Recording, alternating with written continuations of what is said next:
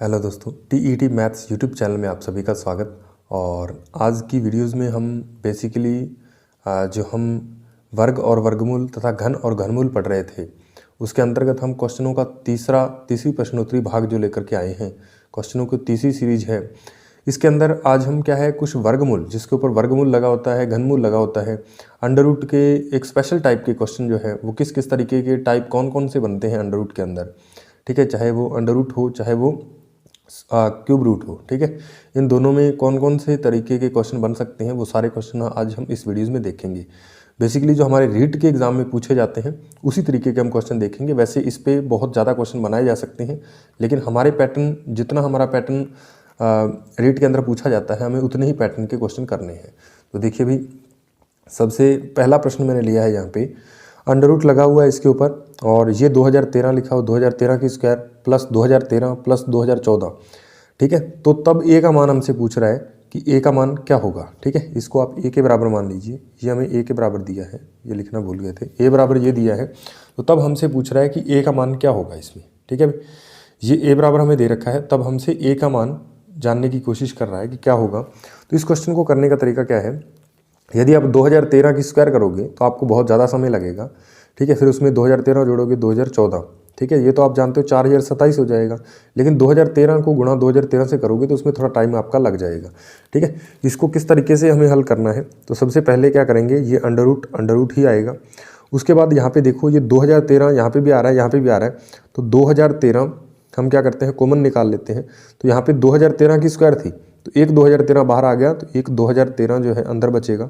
यहाँ से पूरा 2013 बाहर निकाला तो प्लस का क्या आ गया 1, और ये प्लस का 2014, इसको हम वैसे ही रहने देते हैं, ठीक है भाई। 2014 को हम वैसे ही रहने देते हैं। अब देखिए भी, ये जो है अंडर रूट इस तरह से बन जाएगा, ठीक है। और ये 2013 बन गया, 2013, और ये गुणा में देखो 2013 और एक कितने हो गए 2014, तो ये 2014 आ गया, ठीक है। उसके बाद प्लस 2014। अब देखिए भी, अब हम क्या करते हैं, इसमें 2013 फिर से कॉमन ले लेते हैं। 2013 नहीं, 2014 इस बार कॉमन लेते हैं, क्योंकि 2014 कॉमन आ रहा है, ठीक है। तो 2014 हम कॉमन लेते हैं, तो यहाँ पे क्या बच जाएगा 2013 प्लस यहाँ से 2014 बाहर आएगा तो इसकी जगह क्या बचेगा 1। यहाँ से 2014 बाहर आया, 2013 बच गया। यहाँ से 2014 बाहर निकल लिखा तो इसकी जगह 1 बच गया, ठीक है। तो यानी हमारे पास कुल मिला के ये बन गया 2014 और गुणा में 2014, ठीक है। तो 2014 गुणा में जब एक ही जैसी संख्या दो बार गुणा में आ जाती है तो इसके ऊपर यदि वर्गमूल है तो एक हमारा संख्या जो बीच में लिखी होती है वही हमारा आंसर होता है। तो हमारा आंसर क्या है 2014, ठीक है। तो 2014 डी ऑप्शन हमें राइट करके आगे बढ़ना था। उम्मीद है ये क्वेश्चन आपको समझ में आया होगा। यदि आप इसे देखना चाहो, आप इसकी कैलकुलेशन जो है माइंड में कर सकते थे। ये लिखने में आपको लग रहा होगा कि अभी 3-4 स्टेप हमारे पास बने, लेकिन जब आप इसको माइंड में करते तो ये बिल्कुल ईजिली हो जाता, ठीक है। 2013 यहाँ पे आ रहा है, 2013 यहाँ पे, तो इन दोनों में 2013 कॉमन लिया तो यहाँ पे 2013 और एक 2014 बन गया, और ये भी 2014 को कॉमन निकाला तो ये 2013 प्लस 1 बच जाता, ठीक है। 2014 गुणा 2014 बन जाता, जिससे हमारे पास 2014 इसका आंसर आ जाता। डी ऑप्शन CTET 2014 में पूछा गया क्वेश्चन है। चलिए भी नेक्स्ट क्वेश्चन की तरफ बढ़ते हैं। नेक्स्ट क्वेश्चन जो है वो क्वेश्चन नंबर 2 हमें दे रखा है। क्वेश्चन नंबर 2 कि यदि x बराबर अंडर रूट 12, फिर इसके अंदर अंडर रूट 12, फिर इसके अंदर अंडर रूट 12 और डैश डैश करके इन्फिनिटी तक दे दिया जाए, तब हमसे x का मान पूछ रहा है। ये x बराबर दे रखा है हमें, ठीक है। तो ऐसे क्वेश्चन जब भी आते हैं तो हमारा वही आंसर होता है जो अंडर रूट में लिखा होता है, ठीक है भाई। जैसे अंडर रूट 12 आ रहा है तो यहाँ पे आंसर जो है वो 12 ही होगा, ठीक है। तो ये कैसे आया, अब इसको आप थोड़ा बेसिक से भी समझ लीजिए, ठीक है, तो फिर आपको आसानी से पता चलेगा। यदि क्या है मेरे पास ये जो x बराबर दे रखा है, तो यहाँ पे आप देखिए, मैं इसको x बराबर, क्योंकि x बराबर ये जो अंडर रूट 12 और फिर इसके ऊपर अंडर रूट 12, फिर इसके अंदर अंडर रूट 12 और फिर डैश डैश इन्फिनिटी तक चल रहा है, अनंत पद इसमें लिखे हुए। तो आप मुझे बताइए कि यहाँ पे ये मैं इसको इस तरीके से लिख दिया मैंने, अंडर रूट 12, ये पहले वाले को मैंने अंडर रूट 12 लिख दिया, ठीक है भाई। तो अब ये मुझे बताइए कि ये जो लिखा हुआ है ये यहाँ से लेकर के यहाँ तक ये क्या है, तो आप कहोगे सर ये भी x है। क्यों x है, क्योंकि आप देखो यहाँ पे x बराबर क्या है, under root 12 under root 12 under root 12, ठीक है। इसके अंदर इन्फिनिटी तक चल रहा है। इन्फिनिटी से यदि हमने कोई एक वैल्यू निकाल ली तो कोई फर्क नहीं पड़ता, ये भी वैल्यू हमारे किसकी बराबर है, x के बराबर है, ये वाली वैल्यू भी किसके बराबर है, x के बराबर है। तो यहाँ पे √12 और साथ में गुणा में मैं क्या लिख सकता हूँ, x लिख सकता हूँ। ठीक है भाई, उम्मीद है ये बात आपको समझनी इसमें बहुत ज़्यादा ज़रूरी थी, बाकी इसमें कुछ भी नहीं है। ठीक है भाई, अब देखिए ये दोबारा फिर आप समझ लीजिए, x बराबर √12 था, √12 फिर इसके अंदर √12 इन्फिनिटी तक है।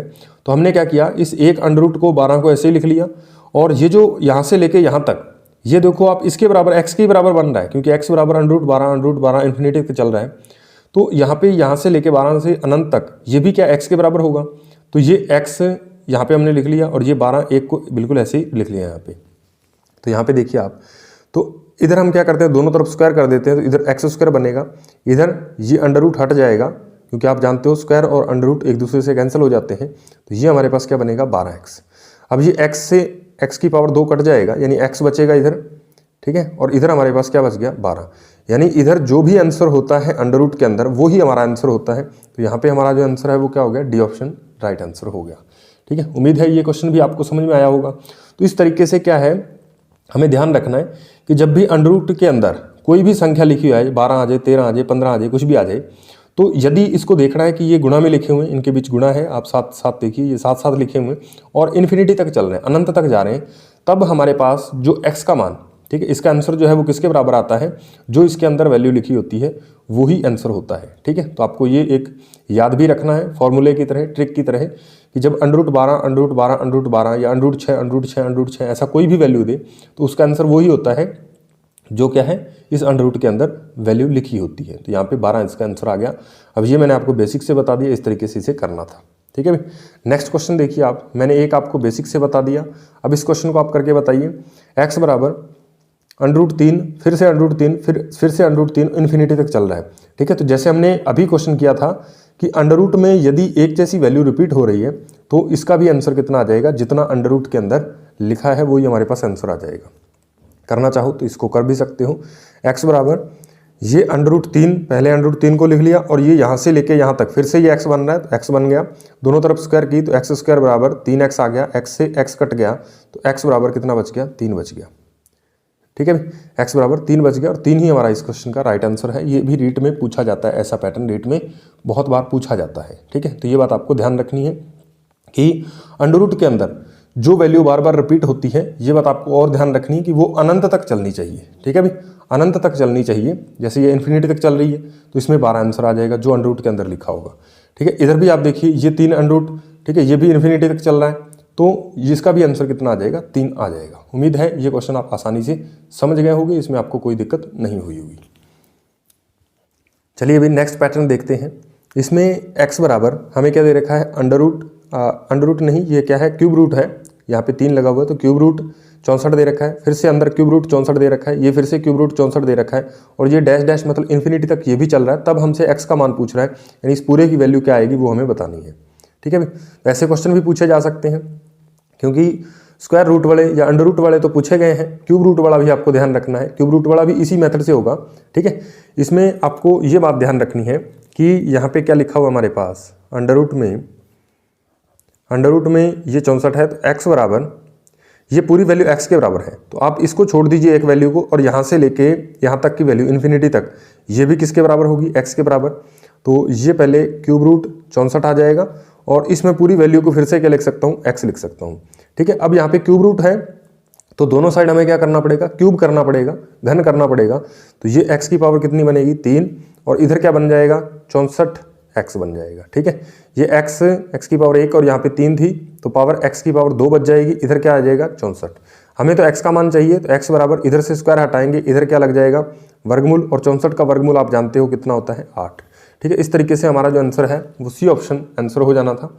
अब देखिए, जब भी ऐसे क्वेश्चन आएंगे तो आपको ध्यान रखना है कि इसकी हमें क्यों ना हम, ये क्वेश्चन बार बार रिपीट होने वाले क्वेश्चन है, तो क्यों ना हम इसकी थोड़ा ट्रिक ही याद कर लें। ठीक है, या फॉर्मूला याद कर लें, आप फॉर्मूला कह सकते हो, ट्रिक कह सकते हो। ठीक है, तो ये बात आपको ध्यान रखनी है कि यदि हमारे पास इस तरीके का क्वेश्चन आ जाता है जिसके अंदर √ है a, फिर √a, फिर √a, और ये इन्फिनिटी तक चल रहे हैं, ये बात भी आपको ध्यान में रखनी है कि ये सारे गुणा में होने चाहिए, और a इस तरीके से ये इन्फिनिटी तक चलने चाहिए। ठीक है, ये रुकने नहीं चाहिए, इन्फिनिटी तक, अनंत तक जाने चाहिए। तो इसका आंसर सीधा जो बीच में लिखा है वो आ जाता है, जैसे हमने पिछले क्वेश्चन में किया, √12 और √3 वाले क्वेश्चन में हमने किया। ठीक है।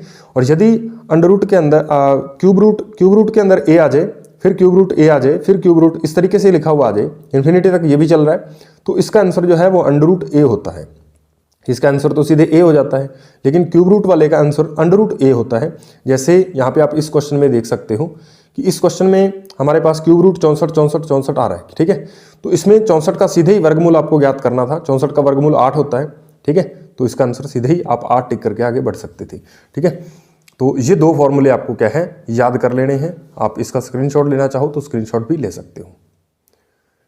तो चलिए भाई अब हम नेक्स्ट क्वेश्चन करते हैं। जब हमारे पास क्या है इस तरीके के फॉर्मेट में एक क्वेश्चन दिया होता है जिसके अंदर क्या है भाग वाला प्रोसेस आ जाए, ठीक है भाई, भाग आ जाए, ठीक है, भाग लगा हुआ आ जाए, तब हमें क्या करना होता है। आप इस क्वेश्चन के अंदर आप देखिए, तो इस क्वेश्चन को क्या है हम x के बराबर मान लेते हैं। तो इस क्वेश्चन को हमने x के बराबर मान लिया, x के बराबर ये मान लीजिए ये लिखा हुआ है अंडर रूट 8 भाग, क्योंकि गुणा वाला पूछा गया तो भाग वाला भी पूछा जा सकता है, अंडर रूट 8 फिर से अंडर रूट 8 और ये इस तरीके से इन्फिनिटी तक चल रहा है। तब हमें x का मान बताना है कि x का मान क्या होगा, ठीक है भाई। तो जब भी ऐसे क्वेश्चन आएंगे तो मेथड हमारा वही रहेगा, ये x के बराबर है तो आप ये वाली वैल्यू देखो, ये भी किसके बराबर होगी, x के बराबर होगी, ठीक है भाई। तो ये x आ जाएगा, इसको हम क्या मान लेते हैं अंडर रूट में ये 8 और ये भाग, और इस पूरी वैल्यू को हमने क्या मान लिया x, ठीक है भाई। अब हम क्या करते हैं दोनों तरफ स्क्वायर कर देते हैं, तो इधर आ जाएगा x स्क्वायर बराबर ये क्या आ जाएगा 8 भाग x बचेगा, क्योंकि स्क्वायर करेंगे तो इधर से वर्गमूल तो हट जाएगा, ठीक है। तो ये 8 भाग x बचेगा, यानी 8 बटा x भी इसे लिख सकते हो, ठीक है भाई। तो जब हम इसे हल करेंगे तो आप देखिएगा इसके नेक्स्ट स्टेप में क्या आएगा, तो ये x जो है बटा में इधर जाके गुणा में हो जाएगा, तो x की पावर कितनी बन जाएगी 3 बन जाएगी, क्योंकि 2 तो पहले ही पावर थी, इस बार कटेगा नहीं, इस बार पावर 3 हो जाएगी और इधर क्या बचेगा 8 बचेगा, ठीक है भाई। तो इधर हमें x का मान चाहिए, तो x का मान निकालने के लिए इधर क्या लगेगा 8 के ऊपर क्यूब रूट लग जाएगा, क्योंकि इधर से क्यूब हटाएंगे तो इधर क्यूब रूट लगता है, ठीक है। तो यहाँ से हमारे पास x का मान कितना आ गया, 8 का क्यूब रूट हम जानते हैं कितना होता है 2 होता है। इस क्वेश्चन का आंसर क्या आ गया हमारे पास 2 आ गया। उम्मीद है ये बात आप समझ पा रहे होगे आसानी से, कोई दिक्कत वाली बात नहीं है इसमें, ठीक है। दोबारा फिर देखिए, ये जो हमें वैल्यू पूछी थी ये किसके बराबर आएगी, ठीक है। तो ये हमें x के बराबर दे रखी है, आप इसको x के बराबर मान लो, ठीक है भाई, तभी हमें x बता सकते हैं। तो ये वैल्यू x के बराबर हमें दे रखी होगी, तो x बराबर हम क्या है ये पूरी वैल्यू इस तरीके से लिखी हुई है हमें। तो यदि ये पूरा x है तो आप ये देखो यहाँ से लेके ये इन्फिनिटी तक जा रहा है, इन्फिनिटी में हम एक टर्म को छोड़ भी देते हैं कोई फर्क नहीं पड़ता, क्योंकि ये इन्फिनिटी, जैसे समुद्र में से एक बाल्टी आप पानी बाहर निकाल लो तो उसका पानी कम नहीं होने वाला है, ठीक है, वो यहाँ पे भी x ही रहेगा, ठीक है। तो ये 8 को हमने इधर लिख लिया और इन्फिनिट भाग का निशान आएगा, क्योंकि यहाँ भाग दे रखा है, और यहाँ पे क्या आ जाएगा x, क्योंकि ये पूरे को क्या मान लिया हमने, फिर से x आ गया ये, और ये x बराबर अब ये 8 भाग x, तो यहाँ पे वर्गमूल लगा, इस वर्गमूल को हटाने के लिए हमने दोनों तरफ स्क्वायर कर दी, तो इधर स्क्वायर करेंगे तो स्क्वायर हो जाएगी x की, और इधर वर्गमूल हट जाएगा 8 बटा x बनेगा। तो ये x की पावर 3 बराबर 8 आ जाएगा, क्योंकि ये इधर जाके गुणा में हो जाएगा, और ये इधर क्यूब लगी है तो हमें तो x का मान चाहिए, तो इधर क्यूब रूट लग जाएगा, 8 का क्यूब रूट 2 होता है, यही हमारा आंसर है, ठीक है। तो यहाँ पे ये ऑप्शन जो है वो इस क्वेश्चन का राइट आंसर है, ठीक है। इसका भी क्यों ना हम एक शॉर्ट मेथड बना के याद रख लें, क्योंकि ऐसे क्वेश्चन भी एग्जाम में बहुत ज़्यादा पूछे जाते हैं, ठीक है भाई।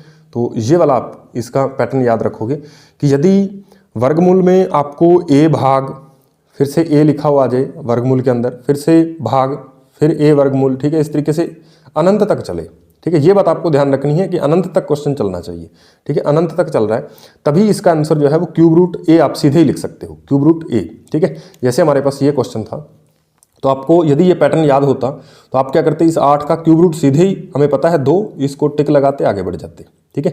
लेकिन जब हमें क्वेश्चन का पैटर्न पता नहीं होगा तो आप इसको इस तरीके से बेसिक से भी इसे हल कर सकते हो। उम्मीद है ये क्वेश्चन भी आपको आसानी से समझ में आ गया होगा।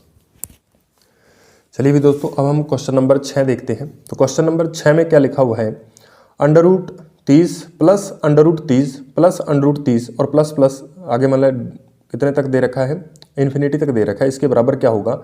ये भी रीट में पैटर्न बहुत ज़्यादा पूछा जाता है, ठीक है। इस क्वेश्चन को करने का हमारे पास मेथड क्या रहेगा वो आप देख लीजिए। जैसे मान लीजिए यहाँ पे जब भी इस तरीके से प्लस में लिखा हुआ आ जाए तब आपको क्या करना है, प्लस में हो या माइनस में हो, आगे माइनस वाला भी क्वेश्चन हमें ले रखा है, यहाँ पे आप देख सकते हो यहाँ पे माइनस लगा हुआ है, लेकिन यहाँ पे क्या है प्लस लगा हुआ है।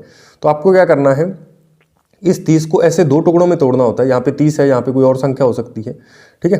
तो इस 30 को आपको ऐसे दो टुकड़ों में तोड़ना होता है जिनके बीच अंतर जो है वो कितना रहे, 1 का रहे। अंतर कितने का है, 1 का है, ठीक है। ये बात आपको ध्यान रखनी, अंतर 1 का है।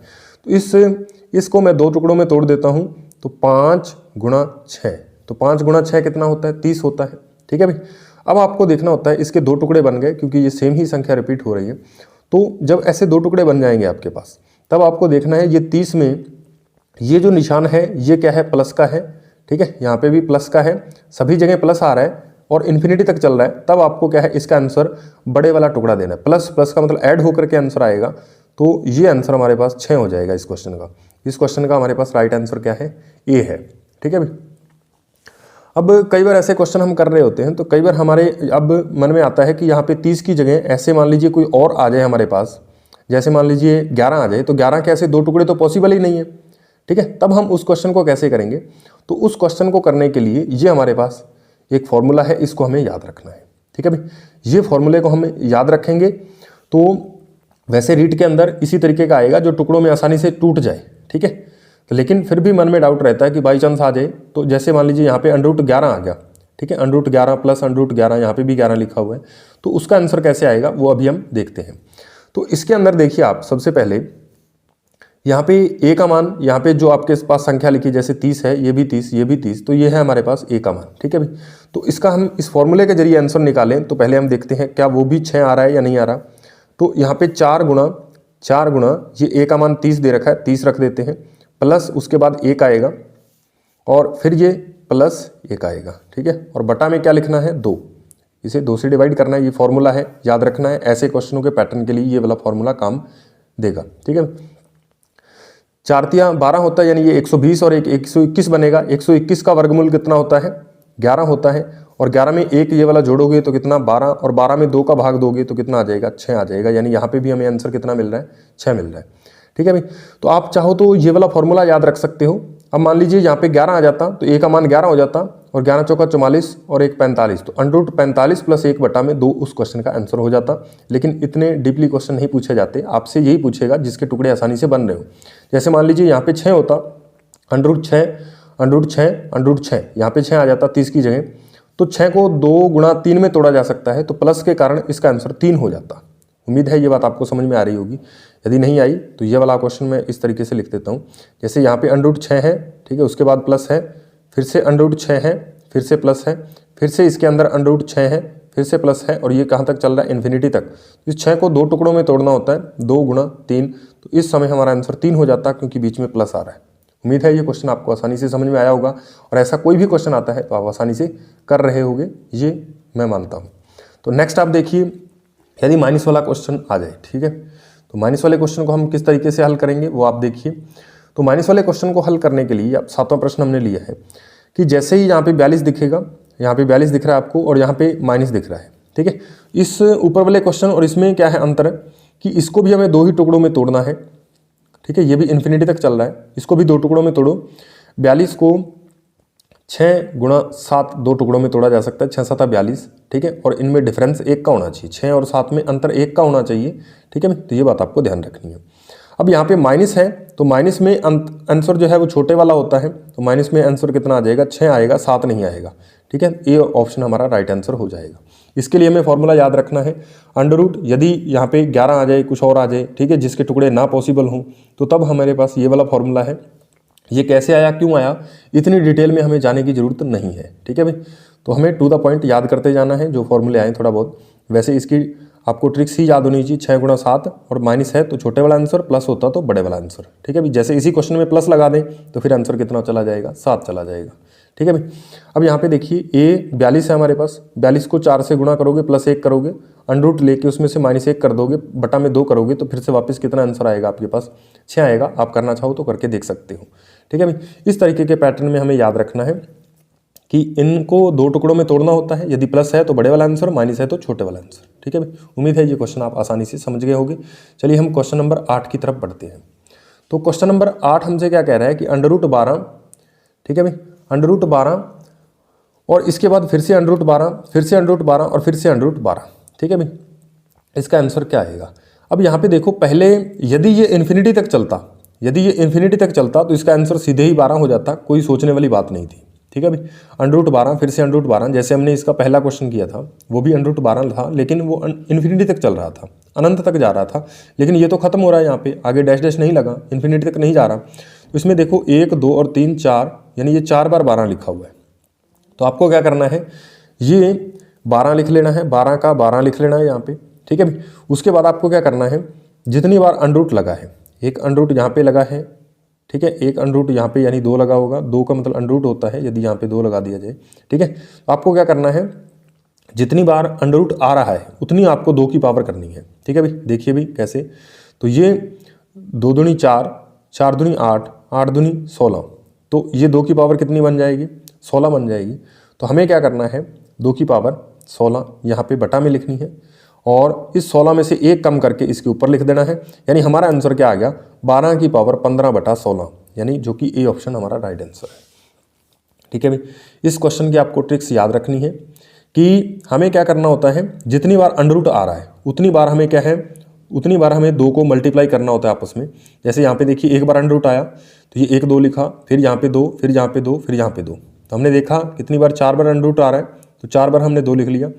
2 को 2 से गुणा किया 4, फिर 4 को 2 से गुणा किया 8, 8 को 2 से गुणा किया 16, तो ये 16 को बटा में लिखा, इससे 1 कम करके पावर ऊपर चढ़ा देनी है 15, तो 12 की पावर 15/16, ये हमारे पास ये ऑप्शन इसका राइट आंसर है, 12 की पावर 15/16।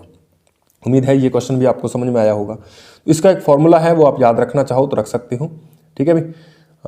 यदि अंडररूट में क्या है ए और फिर से अंडररूट ए, फिर से अंडररूट ए एन टाइम लिखा हुआ आ जाए, तो इसका फॉर्मूला होता है ए की पावर 1 माइनस 1/2 की पावर n, ठीक है, ये फॉर्मूला। और इसको थोड़ा सिंपल करके लिखोगे तो ये बन जाएगा a इसकी पावर 2n-1 बटा में 2n, ठीक है भाई। 2 की पावर n, यहाँ पे आप देखो ये n बार 1 2 3 4, तो ये 4 बार रूट लग रहा था, तो इसको आप ऐसे भी लिख सकते थे 12 और 2 की पावर 4 और 2 की पावर 4 माइनस 1, ठीक है भाई। तो ये 2 की पावर n के रूप में लिखना होता है, 2 की पावर n, यहाँ पे 2 की पावर n-1 है, ठीक है, 2 की पावर n-1। तो अब यहाँ पे 2 की पावर 4 हम जानते हैं कितना होता है 16, तो ये 12 का 12 आएगा और ये बटा में तो आ जाएगा 16, और 16 में से 1 कम करेंगे तो 15, यानी 12 की पावर 15/16, यहाँ पे भी हमारा A option he right answer होता, ठीक है। तो ये फॉर्मूला आप याद करना चाहो तो कर सकते हो, ठीक है। चलिए नेक्स्ट क्वेश्चन नंबर हम 9 देखते हैं। चलिए भी क्वेश्चन नंबर 9 देखते हैं।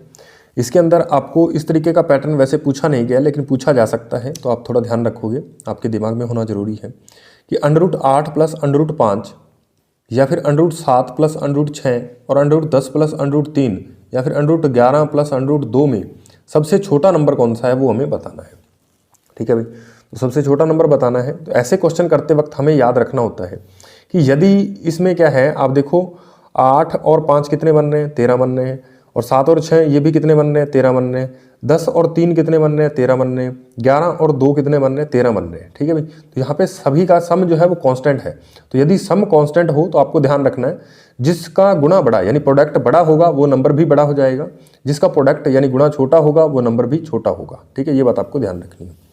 इनका गुणा किया, 8 और 5 का गुणा किया तो कितना आ गया 40, ठीक है, 7 और 6 का गुणा किया तो 42, ठीक है, और 10 और 3 का गुणा किया 30, और 11 और 2 का गुणा किया कितना आ गया भाई 11 दूना 22, ठीक है, ये 22 आ गया। अब आपको ध्यान देना है प्रोडक्ट बड़ा तो नंबर भी बड़ा, तो प्रोडक्ट यहाँ पे गुणा देखो सबसे बड़ा कौन सा है, तो गुणा जो है वो 42 बड़ा है, तो हमारे पास इसमें क्या है आंसर भी क्या हो जाएगा, बड़ा तो ये हो जाएगा, लेकिन बड़ा तो यहाँ पे पूछा नहीं, सबसे क्या पूछा है, छोटा पूछा है। छोटा में आपको देखना है गुणा जो सबसे छोटा हो, तो यहाँ पे 40 आया, फिर 42, फिर 30 और फिर 22 जो है वो सबसे छोटा है, तो यहाँ पे हमारा आंसर जो है वो कितना चला जाएगा √11 प्लस √2, ठीक है। तो सबसे छोटा कौन सा हो जाएगा √11 प्लस √2, ये हमारा आंसर है, ये सबसे छोटा है। सबसे बड़ा पूछता तो हमारा आंसर क्या हो जाता √7 प्लस √6। उम्मीद है ये क्वेश्चन भी आपको समझ में आया होगा, ठीक है। इसके पीछे बेसिक में आपको जाने की इतनी ज़्यादा जरूरत नहीं है, ठीक है। वैसे आप जब क्या करोगे, एक क्या है हमारे पास कोई भी आप 2 वैल्यू ले लेना, उसको क्या है दोनों तरफ स्क्वायर कर देना, ठीक है। एक वैल्यू इधर वाली लेना, जैसे इन दोनों को ले रहे हो तो इन दोनों को चेक करने के लिए हम क्या करेंगे, इसका स्क्वायर करेंगे, ठीक है भाई, स्क्वायर करेंगे, इसका स्क्वायर करेंगे तो ये कितना आ जाएगा, करके बता दें भाई एक। तो जैसे हम देख लेते हैं, मान लीजिए इन दोनों में हम चेक करना चाहते हैं कि कौन सा बड़ा है, ठीक है। तो √10 प्लस √3, इसकी मैं क्या करता हूँ स्क्वायर कर देता हूँ, और ये जो मेरे पास आया √11 प्लस √2, इसकी भी क्या करते हैं स्क्वायर कर देते हैं। इधर स्क्वायर करेंगे तो a की स्क्वायर √10 की स्क्वायर 10 बन जाएगी, b की स्क्वायर √3 की स्क्वायर 3 बन जाएगी, और प्लस 2ab, तो 2a और b, ठीक है। तो ये हमारे पास आ जाएगा a कितना है √10 और b कितना है √3, ठीक है, ये आ जाएगा। और इधर जब इसकी स्क्वायर करेंगे 11 की स्क्वायर 11, √11 की स्क्वायर 11 हो जाती है, ठीक है भाई, और प्लस √2 की स्क्वायर कितनी 2, और प्लस 2 गुना a कितना है √11 और गुना में b, ठीक है, b कितना है √2, ठीक है। तो आप देखोगे वैल्यू पे इस पे इफेक्ट नहीं पड़ना, क्योंकि यहाँ पे आप देखो यहाँ पे भी 13 बन रहा है, यहाँ पे भी 13 बन रहा है, ठीक है। उम्मीद है ये बात आपको समझ में आ रही होगी। ये भी 13 बन रहा है, यहाँ पे भी 13 बन रहा है, तो इससे कोई फर्क नहीं पड़ना। यहाँ पे आप देखो ये √30 बनेगा, ये √ कितना बनेगा 22 बनेगा, ये √22 बनेगा, ये 2 √30 बनेगा, और ये 2 √22 बनेगा, तो 22 वाली वैल्यू छोटी हो जाएगी, इसके कारण ये पूरी वैल्यू जो है वो छोटी हो जाएगी। उम्मीद है ये बात आप समझ पा रहे होंगे। तो इसलिए क्या है, हमें सीधा डायरेक्ट याद रखना है कि जब क्या है सम जो है वो कांस्टेंट आ जाए, यानी इनका योग कांस्टेंट आ जाए, 8 और 5 13, 7 और 6 13, 10 और 3 13, 11 और 2 13, ठीक है, तब ऐसे में जिसका गुणा बड़ा होता है वही नंबर बड़ा होता है, जिसका प्रोडक्ट यानी गुणा छोटा होता है वो नंबर छोटा होता है। ये आप इस तरीके से आप इसे याद रख सकते हो। अभी हमने क्वेश्चन नंबर 9 में देखा कि किस तरीके से हमारे पास क्या है, यदि सम कांस्टेंट आ जाए तो जिसका प्रोडक्ट बड़ा होता है वो नंबर बड़ा होता है, जिसका प्रोडक्ट छोटा हो वो नंबर छोटा होता है। लेकिन अभी यदि हमारे पास क्या है डिफरेंस जो है वो कांस्टेंट आ जाए, ठीक है, डिफरेंस की बात करें, पहले क्या था सम, अब डिफरेंस दे रखा हो, 15 में से 10 कम किए तो कितना बच गया 5, ठीक है, 10 में से 5 घटाए तो 5 बचा, और 20 में से 15 घटाए तो कितना बचा 5 बचा, ठीक है। ये सभी में क्या है 5-5 का डिफरेंस आ रहा है, तो इसमें सबसे बड़ा नंबर हमें देखना है। तो आपको ध्यान रखना है यदि डिफरेंस जो है वो कांस्टेंट दे रखा है, सभी में इक्वल दे रखा है, ठीक है, नंबर में, ठीक है, √15 माइनस 10, तो 15 और 10 का डिफरेंस देखना है। तो प्रोडक्ट जो बड़ा होगा वो नंबर क्या छोटा हो जाएगा, उल्टा हो जाएगा, ठीक है। यानी पहले हमने सम में देखा था प्रोडक्ट बड़ा तो नंबर भी बड़ा, लेकिन यहाँ पे प्रोडक्ट बड़ा तो नंबर छोटा हो जाएगा, ठीक है। प्रोडक्ट छोटा तो इसका नंबर जो है वो बड़ा होगा, ये बात आपको ध्यान रखनी है। तो हम क्या करते हैं, इनका गुणा करते हैं, इनका गुणा करेंगे तो कितना बनेगा, ये 150 बनेगा, ठीक है भाई। इनका गुणा करेंगे तो ये कितना बनेगा 50 बनेगा, और इनका गुणा करेंगे तो ये कितना बनेगा 300 बनेगा, ठीक है भाई। तो अब यहाँ पे हमें क्या है सबसे बड़ा नंबर पूछा है, तो प्रोडक्ट बड़ा तो नंबर छोटा होता है, तो प्रोडक्ट छोटा तो नंबर बड़ा, प्रोडक्ट यहाँ पे छोटा देखना है, तो प्रोडक्ट छोटा कहाँ पे आ रहा है 50 आ रहा है, इसका मतलब ये वाला नंबर जो है वो क्या हो जाएगा बड़ा हो जाएगा। उम्मीद है ये क्वेश्चन भी आपको समझ में आया होगा, आसानी से आप इस क्वेश्चन को भी कर रहे होंगे, कोई दिक्कत नहीं आएगी। तो ऐसे क्वेश्चनों को हम इसी तरीके से कर सकते हैं कि डिफरेंस और ये हमें फंडा यदि याद है तो हम इस क्वेश्चनों को आसानी से कर पाएंगे, नहीं तो इस क्वेश्चनों में उलझने के सिवाय हमारे पास और कुछ नहीं होगा, हमारा टाइम ही खराब होगा, ठीक है भाई। तो आप 2-3 बार करोगे तो ये 8-10 क्वेश्चन है, इसी तरीके के क्वेश्चन पूछे जाते हैं एग्जाम में, तो ये क्वेश्चन आपको बढ़िया ढंग से आने चाहिए। यदि ये वीडियो आपको अच्छी लगती है तो इस वीडियो को लाइक करना है, ठीक है भाई, और चैनल को सब्सक्राइब करना है, और साथ में बेल आइकन को प्रेस करना मत भूलिएगा, ताकि हमारे जो नए आने वाले वीडियोज़ हैं उसका नोटिफिकेशन आप तक पहुंच पाए, ठीक है भाई। तो मिलते हैं नेक्स्ट वीडियो में किसी और टॉपिक के साथ, तब तक के लिए धन्यवाद।